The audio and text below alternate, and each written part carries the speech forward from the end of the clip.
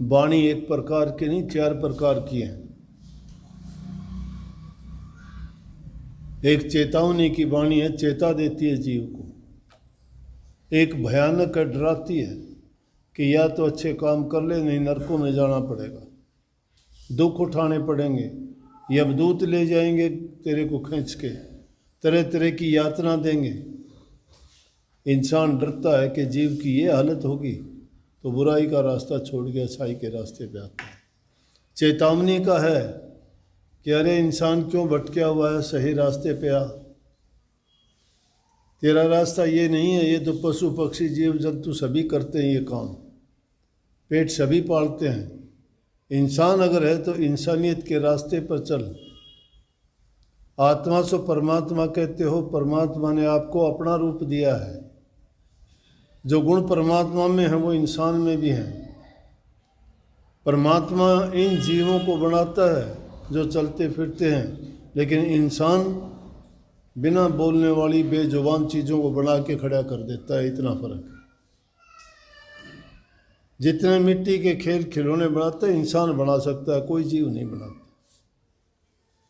या तो रचना परमात्मा कर सकता है, रचना ये भी करता है, लेकिन वो उनमें जीव डालता है, ये जीव नहीं डाल सकता। इस आत्म शक्ति लेकिन है ये उसी की, ये उसी की शक्ति है। जिस तरह से सूरज की किरण में प्रकाश है, लेकिन वो किरण आई कहाँ से? सूर्य से। बूंद में जल का गुण है, वही गुण समुद्र में है, वही बूंद में भी है। लेकिन वही बूंद कीचड़ में पड़ गई तो उसके अंदर गंदगी आ गई, वो उतनी पवित्र नहीं रही। लेकिन गंदगी की जीव अगर गंगा जी में जाके गिर गई तो गंगा जल बन गई। डूब जाते हैं, लेकिन अच्छों का संग करके अच्छे गुण उसमें आ जाते हैं।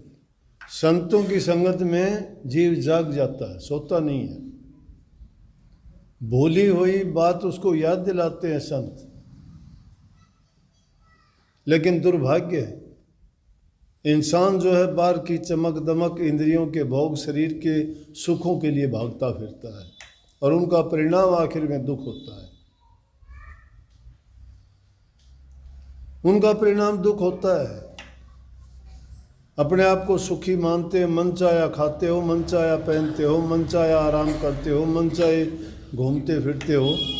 लेकिन साधु महात्मा फकीरों को देखते हो, तन पर कपड़ा नहीं है, परवाह नहीं है, न कल की चिंता है। इंसान कल की चिंता करता है, पीढ़ियों की चिंता करता है, बेटे पोतों की चिंता करता है, कोठी मकान बंगले बनाता है। ज़रूरत की चीज़ इंसान को बनानी चाहिए, ज़रूरत है उसकी। अच्छा जीवन जीना चाहिए, क्योंकि वो मेहनत करता है तो अच्छा जीवन जिए। ठीक खाना पीना चाहिए, क्योंकि बिना अच्छे खाने पीने के ये स्वास्थ्य हमारा ठीक नहीं रह सकता। लेकिन हर चीज़ संतुलन के साथ करे, और उसके साथ मुख्य काम है प्रभु की भक्ति करना। उसको क्यों भूलता है? शराब में, कबाब में, मांस में, मिट्टी में, लड़ाई में, झगड़े में, ईर्ष्या में, निंदा में, चुगली में, इनमें जीवन क्यों बर्बाद करता है? क्या मिलता है? लफ्ज़ ही तो बोलता है, बिना मारे भी आदमी को दुख दे देती है। कहाँ से चली ये तलवार? जबान से चलती है। इससे तुम मीठा भी बोल सकते हो ना, वो 2 लफ्ज़ मीठे भी बोल सकते हो।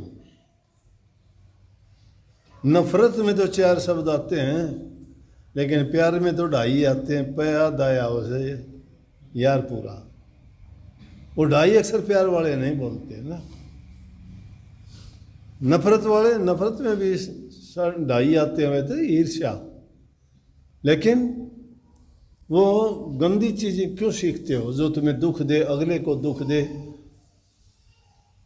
ऐसी अच्छी तो आदमी अपने आप के सामने जब खुद को प्रकट कर लेता है तो वो सवाल करने से उसको परिणाम मिलता है। एक जब भी बैठ के तुम एकांत में विचार करते हो और कोई ना कोई काम करना होता है, उसका फैसला करके ही उठता हो, मुझे ये करना चाहिए, नहीं करना चाहिए। अनेकों विचार आएंगे, आखिर में फैसला ये कर मुझे ये करना चाहिए, वही करते हो। मन के साथ में मंत्रणा होती है तो चेतावनी होगी, डरावनी होगी, एक यथार्थ वाणी होती है। यथार्थ होती है वास्तविक, जिसमें बताया जाए कि जीव कहाँ से आया, कैसे आया, क्यों आया, इसका क्या रिश्ता है किसी के साथ में। खुद तो नहीं जानता, कोई बताता है तो भी नहीं समझना चाहता, क्योंकि इंसान चाहता है उसको सुगम से सुगम, सरल से सरल, आसान से आसान, और जिसमें हल्दी लगे ना फिटकड़ी, रंग भी आए चोखा, वो काम होना चाहिए। लेकिन दुनिया में कोई भी काम करोगे ना, मेहनत करनी पड़ेगी। मेहनत जो करता है उसको पता होता है कि संघर्ष क्या चीज़ है और संघर्ष के बाद में उसको सुख कैसे मिलता है।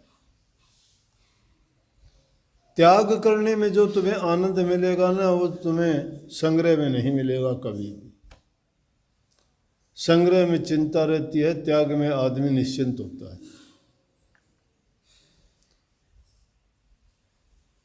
त्याग आदमी को चिंता मुक्त करता है और लोभ और लालच उसको चिता की ओर लेके जाते हैं, जड़ते जीते जी जला देता है।